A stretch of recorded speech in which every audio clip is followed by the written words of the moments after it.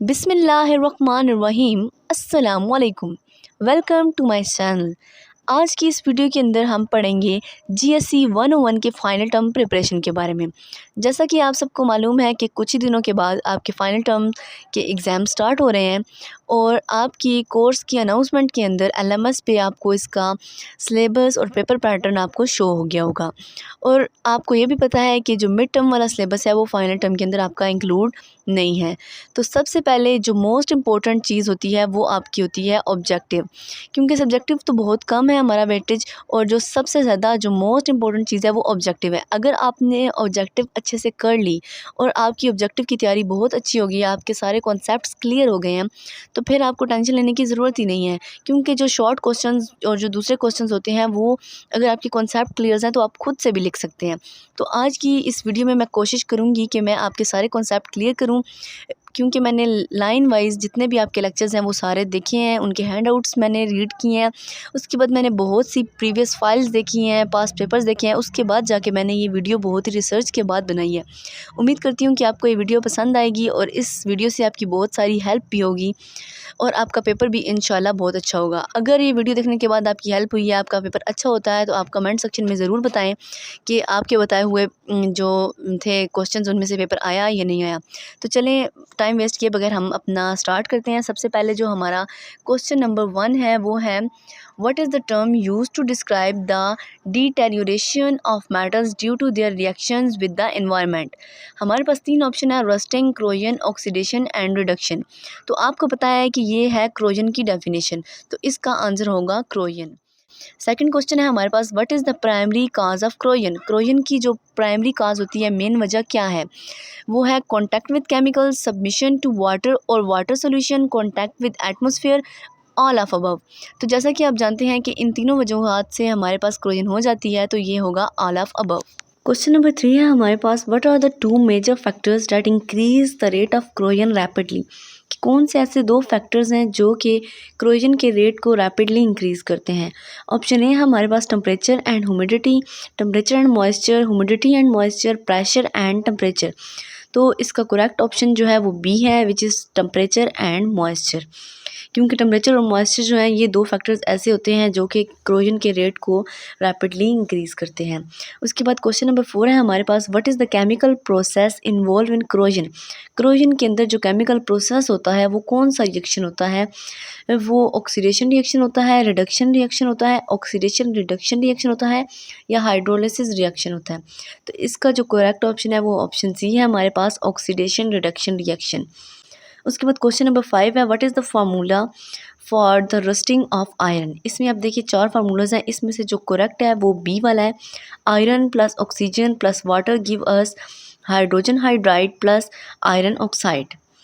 उसके बाद जो हमारा क्वेश्चन नंबर 6 है वो है, what is the primary method of preventing iron from rusting. के आयरन को रस्टिंग से बचाने के लिए, जो आयरन है उसको जंग से बचाने के लिए, क्रोजन से बचाने के लिए कौन सा मेथड तो बहुत सारे हमने पढ़े हैं, मगर जो प्राइमरी मेथड है वो कौन सा है, active corrosion protection, passive corrosion protection, permanent corrosion protection, या टेम्परेरी क्रोजन प्रोटेक्शन। देखिए अब प्राइमरी मेथड है तो जब भी प्राइमरी मेथड आएगा आपने एक्टिव क्रोजन प्रोटेक्शन याद रखना है। तो इसका जो करेक्ट ऑप्शन होगा वो ए होगा, which is active corrosion protection. उसके बाद क्वेश्चन जो है नेक्स्ट क्वेश्चन नंबर 7 है हमारा, what is the purpose of cathodic production. जो कैथोडिक प्रोडक्शन है उसका क्या पर्पज़ है, उसका क्या मकसद है। इसके लिए भी हमारे पास 4 ऑप्शंस हैं, to prevent corrosion by applying an electric current, to promote corrosion by applying an electric current, to detect corrosion by applying an electric current, to repair corrosion by applying an electric current. तो इसका जो correct option है वो A है, to prevent corrosion by applying an electric current. उसके बाद जो question number 8 है वो हमारे पास है, what is the purpose of alloying. कि हम अलॉय क्यों बनाते हैं, अलॉइंग का पर्पज़ क्या है। इसके लिए हमारे पास 4 ऑप्शन है, to increase the strength of the metal, to decrease the strength of the metal, to prevent corrosion of the metal, to promote corrosion of the metal. तो ये होगा to prevent corrosion of the metal. कि alloys हम इसलिए बनाते हैं, 2 या 3 4 metals को मिक्स करके एक न्यू मेटल बनाते हैं, जो ताकि जो हम क्रोजन से बच सकें, मेटल को करोड ना हो, मेटल के ऊपर जंग ना लगे। उसके बाद क्वेश्चन नंबर जो हमारा 9 है, what is the purpose of tin plating. Tin की प्लेटिंग हम क्यों करते हैं। अब ये जो सारे वो बता रहे हैं टिन प्लेटिंग, अलॉइंग, ये हमारे पास था कि मेथड्स टू प्रिवेंट क्रोजन, यानी कि इसके अंदर भी यही ऑप्शन आएगा कि हम क्रोजन से बचने के लिए to prevent corrosion of the metal हम टिन प्लेटिंग यूज़ करते हैं। उसके बाद है नेक्स्ट क्वेश्चन नंबर 10 है हमारे पास, what is the most common form of corrosion, कि क्रोजन की मोस्ट कॉमन फॉर्म कौन सी है। रस्टिंग ऑफ और iron, corrosion of copper, corrosion of aluminium, corrosion of steel. तो सबसे जो कॉमन फॉर्म है वो रस्टिंग ऑफ आयरन है, कि कोई भी ऐसी मेटल नहीं है जिसको ज़्यादा जल्दी जंग लगता है, वो है आयरन। कि कॉपर को भी इतनी जल्दी जंग नहीं लगता, एल्युमिनियम को भी और स्टील को भी, आयरन को सबसे जल्दी जंग लग जाता है। इसीलिए तो हम जो हमारी वायर्स होती हैं, जो तारें होती हैं, उनके अंदर जो होती है वो कॉपर होती है। और एल्युमिनियम की हम लोग विंडोज़ वगैरह बनवाते हैं क्योंकि वो स्टेनलेस होती हैं, उनके ऊपर जंग नहीं लगता, बहुत जल्दी नहीं लगता। और स्टील को भी हम लोग यूज़ करते हैं मोस्टली। आयरन जो है ये बहुत सस्ता भी होता है और इसको जंग भी बहुत आसानी से लग जाता है, इसीलिए ये मोस्ट कॉमन है क्रोजन की फॉर्म। उसके बाद जो नेक्स्ट हमारा क्वेश्चन नंबर 11 है वो है, what is the purpose of protective metallic coating, कि प्रोटेक्टिव मेटालिक कोटिंग हम क्यों करते हैं। To prevent corrosion of the metal, ये भी वही चीज़ आ गई कि हम जो क्रोजन से बचने के लिए प्रोटेक्टिव मेटालिक कोटिंग करते हैं। ये इस तरह का अगर आपके पास कोई भी क्वेश्चन आए तो आपने इसका आंसर ये लगाना है कि to prevent corrosion of the metal. Next question number 12 है जो कि है हमारे पास, what is the process of applying a layer of tin to the metal surface called, कि वो कौन सा प्रोसेस है जिसमें हम क्या करते हैं, टिन की एक लेयर को मेटल की सरफेस के ऊपर अप्लाई कर देते हैं। ये तो नेम से शो हो रहा है टिन प्लेटिंग, तो इसका आंसर भी होगा टिन प्लेटिंग। उसके बाद नेक्स्ट क्वेश्चन है हमारा, what is the purpose of stainless steel, कि जो स्टेनलेस स्टील होता है उसका पर्पस क्या है। स्टेनलेस स्टील को हम क्यों लगाते हैं, क्यों स्टेनलेस स्टील को हम यूज़ करते हैं। तो ये भी वही है, to prevent corrosion of the metal, कि मेटल को करोड ना हो, उसको जंग ना लगे, इसीलिए हम लोग स्टेनलेस स्टील जो है उसको यूज़ करते हैं। नेक्स्ट क्वेश्चन नंबर 14 है हमारे पास, what is the lightest and most abundant element in the universe, कि यूनिवर्स में सबसे ज़्यादा लाइटेस्ट और मोस्ट अबंडेंट एलिमेंट कौन सा है। तो वो है हाइड्रोजन। हाइड्रोजन जो है वो सबसे लाइटेस्ट और मोस्ट अबंडेंट एलिमेंट है इन द यूनिवर्स में। नेक्स्ट क्वेश्चन है, what are the 3 isotopes of hydrogen, hydrogen के 3 आइसोटोप्स कौन से हैं।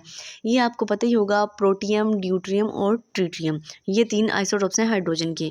नेक्स्ट क्वेश्चन है हमारे पास, what is the process of producing hydrogen gas by passing an electric current through water, इस प्रोसेस को क्या कहते हैं। इसे कहते हैं इलेक्ट्रोलाइसिस ऑफ वाटर, क्योंकि इसके अंदर क्या हुआ है, हाइड्रोजन गैस यूज़ हुई है इलेक्ट्रिक करंट से, तो इलेक्ट्रिक करंट यूज़ हुआ है इसलिए इलेक्ट्रोलाइसिस हुई है वाटर की। उसके बाद जो नेक्स्ट है हमारा, what is the common name of compound H2O, ये तो सबको पता होगा कि H2O का मतलब क्या होता है, वाटर। इस कंपाउंड का नेम क्या है।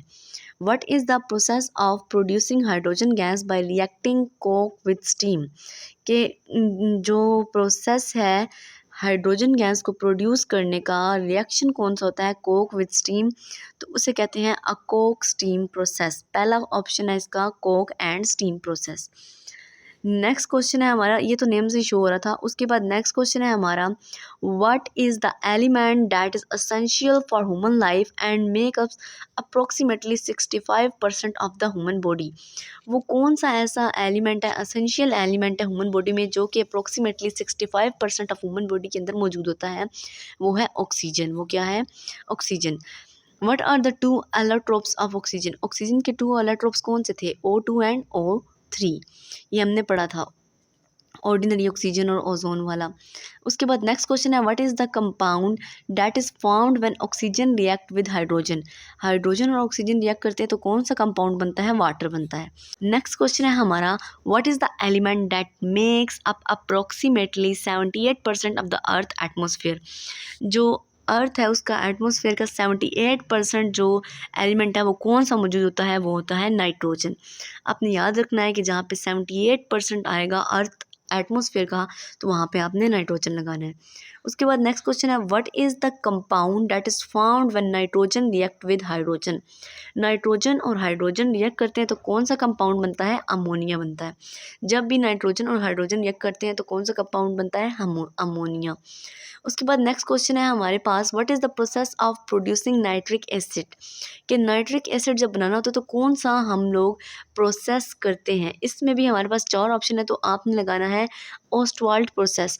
ये ऑप्शन नंबर ए है, ओस्टवाल्ड प्रोसेस। उसके बाद जो नेक्स्ट क्वेश्चन है वो हमारा है what is the group of element that include fluorine, chlorine, bromine, iodine, astatine. ये हमारे पास हैं हैलोजेंस। आपने पढ़े होंगे, आपके लेक्चर में भी था। तो हैलोजेंस जो होते हैं वो ये एलिमेंट्स होते हैं। उसके बाद नेक्स्ट जो हमारा क्वेश्चन है वो है what is the property of an atom that is the energy required to add an electron to an atom. ये होती है इलेक्ट्रॉन एफिनिटी। ये अपनी डेफिनेशन भी अच्छे से याद करनी है, ये शॉर्ट क्वेश्चन में भी पूछी जा सकती है। तो इसका आंसर होगा electron affinity. What is the process of producing chlorine gas. Chlorine gas produce करने का क्या प्रोसेस है? इसमें भी 4 ऑप्शन है हमारे पास, electrolysis of molten NaCl, electrolysis of aqueous NaCl, और इसका जो असल है आंसर वो है electrolysis of molten NaCl। Chlorine gas तभी प्रोड्यूस होती है जब हम इलेक्ट्रोलाइसिस करते हैं मोल्टन NaCl की। नेक्स्ट क्वेश्चन है हमारे पास what is the chemical property of chlorine that make it a good bleaching agent. कि केमिकल प्रॉपर्टी क्लोरीन की कौन सी है जो इसे एक अच्छा ब्लीचिंग एजेंट बनाती है? तो वो है ऑक्सीडाइजिंग प्रॉपर्टी। क्योंकि क्लोरीन जो है वो अच्छे से ऑक्सीडाइज हो जाता है, तो ऑक्सीडाइजिंग प्रॉपर्टी जो होती है क्लोरीन की, ये इसे एक अच्छा ब्लीचिंग एजेंट बनाती है। नेक्स्ट क्वेश्चन है हमारे पास what is the mixture of hydrogen, chlorine, chloride gas and water called. कि मिक्सचर हो हाइड्रोजन क्लोराइड गैस का और वाटर का, उसे हम कहते हैं हाइड्रोक्लोरिक एसिड। हाइड्रोक्लोरिक एसिड क्या है? मिक्सचर है हाइड्रोजन क्लोराइड गैस का और वाटर का। नेक्स्ट क्वेश्चन है हमारे पास what is the term for a mixture of 2 or more substances that not chemically combined. उसे हम क्या कहते हैं? सॉल्यूशन कहते हैं, मिक्सचर कहते हैं, कंपाउंड कहते हैं, एलिमेंट कहते हैं, जो कि केमिकली कंबाइन नहीं होते, तो वो होते हैं मिक्सचर। जो कि केमिकली कंबाइन होते हैं उसे हम कंपाउंड कहते हैं, और जो केमिकली कंबाइन नहीं होते उसे हम मिक्सचर कहते हैं। मिक्सचर को हम इजीली सेपरेट कर सकते हैं, और जो केमिकल्स कंबाइन हो जाए उनको तो हम सेपरेट इजी कर नहीं सकते। उसके बाद नेक्स्ट है what is the term for a mixture of 2 or more substances that have the same properties through out. जो 2 और 2 से ज़्यादा सब्सटेंस जब हम जोड़ते हैं तो मिलाते हैं, उनका जो मिक्सचर बनता है उसे हम कहते हैं होमोजीनियस मिक्सचर। जब सेम प्रॉपर्टीज़ हों, उनकी सेम प्रॉपर्टीज़ हों तो उसे हम होमोजीनियस मिक्सचर कहते हैं। ये नेम से भी शो होता है कि होमो मीन्स सेम। होमोजीनियस मिक्सचर है तो उसके अंदर कंपोजिशन जो होगी या प्रॉपर्टीज़ होंगी वो सेम होंगी, और जो हीट्रो होता है उसमें डिफरेंट होंगी। अब हम नेक्स्ट क्वेश्चन देखेंगे जो कि है हमारे पास what is the term for the substance that it dissolve in a solution. कि किसी सोल्यूशन के अंदर जो सब्सटेंस हम डिज़ोल्व करते हैं उसे हम क्या कहते हैं? सॉल्वेंट कहते हैं, सोल्यूट कहते हैं, सोल्यूशन कहते हैं, या मिक्सचर कहते हैं। तो ये मैं आपको एक एग्जांपल से सुनाती हूँ। फॉर एग्जांपल अगर हमने नींबू पानी बनाना है तो लेमन और वाटर हमारे पास 2 क्वांटिटीज़ हैं, इनको हमने मिला के बनाना है। तो जो हमारे पास कम अमाउंट में होगा वो होगा हमारे पास सोल्यूट, जिसको हम सॉल्यूशन के अंदर मिक्स करते हैं वो सोल्यूट होता है, फॉर एग्जांपल लेमन। और जो पानी है जिसके अंदर हम उसको मिक्स कर रहे हैं वो हमारा सॉल्वेंट होता है, क्योंकि उसके अंदर हम उसको मिक्स कर रहे होते हैं सोल्यूट को। उसके बाद नेक्स्ट क्वेश्चन है हमारे पास what is the term for the substance that dissolve the solute in a solution. वही बात आ गई ना कि सॉल्यूशन के अंदर जो सोल्यूट होता है उसके अंदर हम जिसके अंदर हम सोल्यूट डालते हैं वो हमारे पास होता है सॉल्वेंट। नेक्स्ट क्वेश्चन है हमारे पास what is the Arrhenius definition of acid. Arrhenius की एसिड डेफिनेशन कौन सी थी? वो हमारे पास थी a substance that increase the concentration of hydrogen ion. ये था आर्हेनियस का एसिड का कॉन्सेप्ट।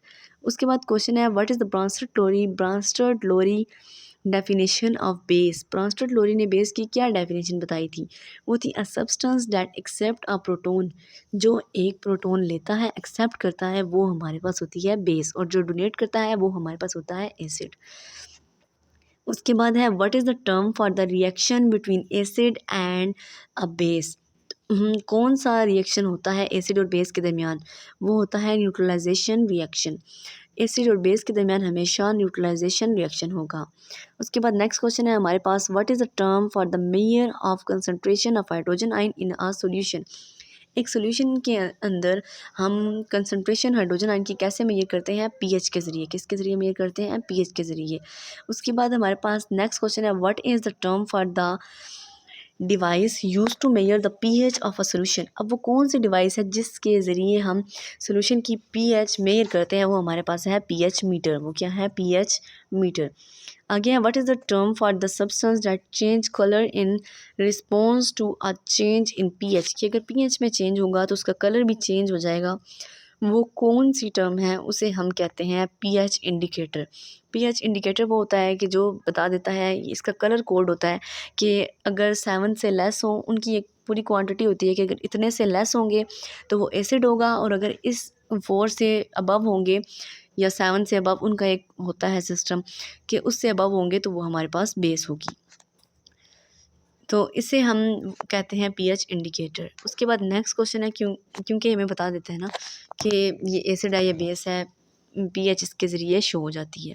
उसके बाद नेक्स्ट क्वेश्चन है हमारे पास, what is the term for the reaction that involve the transfers of electron from one substance to another? कि वो रिएक्शन जो ट्रांसफ़र कर देते हैं इलेक्ट्रॉन को एक से दूसरे में, तो उसे हम कहते हैं oxidation reduction. Oxidation reduction reaction, क्योंकि ऑक्सीडेशन रिडक्शन रिएक्शन में क्या होता है? ट्रांसफर्स होते हैं इलेक्ट्रॉन्स।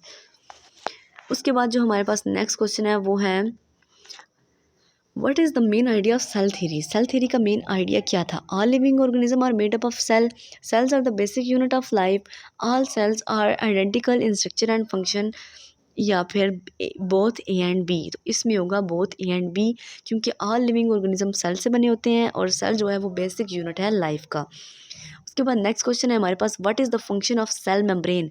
सेल मेम्ब्रेन का फंक्शन क्या है? To control what enter and leave the cell, कि वो कंट्रोल करती है कि क्या चीज़ सेल के अंदर इंटर हो रही है या क्या चीज़ सेल से बाहर हो रही है। उसके बाद है, what is the jelly like substance inside the cell where many metabolic processes take place? जो जेली लाइक सब्सटेंस होता है वो कौन सा है? उसका नाम क्या है? तो वो हमारे पास होगा साइटोप्लाज्म। ये अपने याद रखना है, जो साइटोप्लाज्म होता है वो हमेशा जेली लाइक होता है। उसके बाद नेक्स्ट है, what is the network of protein filament that provide structures and support to the cell? जो प्रोटीन फिलामेंट्स होते हैं वो स्ट्रक्चर कर एंड सपोर्ट जो होती है वो सेल को प्रोवाइड करते हैं, उसे क्या कहते हैं? उसे कहते हैं साइटोस्केलेटन। वो सपोर्ट दे रहे हैं, स्ट्रक्चर दे रहे हैं, तो साइटोस्केलेटन होगा। उसके बाद नेक्स्ट क्वेश्चन है हमारा, what is the rigid outer layer of the cell that provide protection and support? तो वो है सेल वॉल, क्योंकि rigid outer layer cell wall ही है। सबसे पहले सेल वॉल होती है और उसके बाद जो उसकी सेकंड लेयर होती है वो सेल मेम्ब्रेन होती है। उसके बाद नेक्स्ट क्वेश्चन है हमारे पास, what is the main difference between a plant cell and an animal cell? इन दोनों में मेन डिफरेंस क्या है? Presence of chloroplast. कि क्लोरोप्लास्ट जो है, जो प्लांट सेल्स होते हैं उनके अंदर क्लोरोप्लास्ट होता है, और जो एनिमल सेल होते हैं उनके अंदर क्लोरोप्लास्ट नहीं होता। उसके बाद है, क्लोरोप्लास्ट क्यों होता है? क्लोरोप्लास्ट जो होता है वो प्लांट्स में फोटोसिंथेसिस जो होती है उसके अमल का वो रिस्पॉन्सिबल होता है, इसीलिए प्लांट्स में वो होता है और एनिमल्स में नहीं होता। उसके बाद है, which type of cell lack are true nucleus? कि वो कौन से सेल्स हैं जिनके अंदर जो न्यूक्लियस होता है वो लेक्स होता है, वो नहीं होता। तो प्रोकैरियोट्स और जैसा कि बैक्टीरियाज हैं वो लेक आ ट्रू न्यूक्लियस है। उसके बाद नेक्स्ट क्वेश्चन है हमारे पास, what is the process by which a cell divide into two daughter cell? जो सेल है वो टू डॉटर सेल्स में डिवाइड हो जाता है, उसे हम कहते हैं माइटोसिस। उसे हम क्या कहते हैं? माइटोसिस। नेक्स्ट क्वेश्चन है हमारे पास, what is the stage of mitosis where the chromosomes condense and become visible? वो कौन सा स्टेज होता है माइटोसिस का जिसमें क्रोमोसोम कंडेंस हो जाते हैं और वो विजिबल होते हैं? वो होता है प्रोफेस। वो होता है प्रोफेस। और what is the stage of mitosis where the chromosomes line up at the centre of cell? कि वो कौन सा स्टेज है माइटोसिस के अंदर जहाँ पे क्रोमोसोम्स होते हैं वो लाइन अप हो जाते हैं और सेंटर में आ जाते हैं, वो उसे हम कहते हैं मेटाफेज़। उसे हम क्या कहते हैं? मेटाफेज़। तो आज की इस वीडियो में हमने जीएससी 101 के मोस्ट इम्पोर्टेंट 50 एमसीक्यूज़ देखे जो कि पेपर में आ सकते हैं। इसका मैंने पार्ट 2 भी बनाया है, वो भी आपको मेरे चैनल पे मिल जाएगा, आप वो भी वीडियो ज़रूर देखें। उसमें इसके रिमेनिंग एमसीक्यूज़ हैं वो भी बहुत इंपॉर्टेंट है और अच्छे से पढ़ें ताकि आपका पेपर भी बहुत अच्छा हो सके। कैसा लगा आपको ये लेक्चर कमेंट सेक्शन में ज़रूर बताइएगा। तब तक के लिए अल्लाह हाफ़िज़। और इसका पार्ट 2 जो है वो आप ज़रूर देखें, वो भी बहुत इन्फॉर्मेटिव है।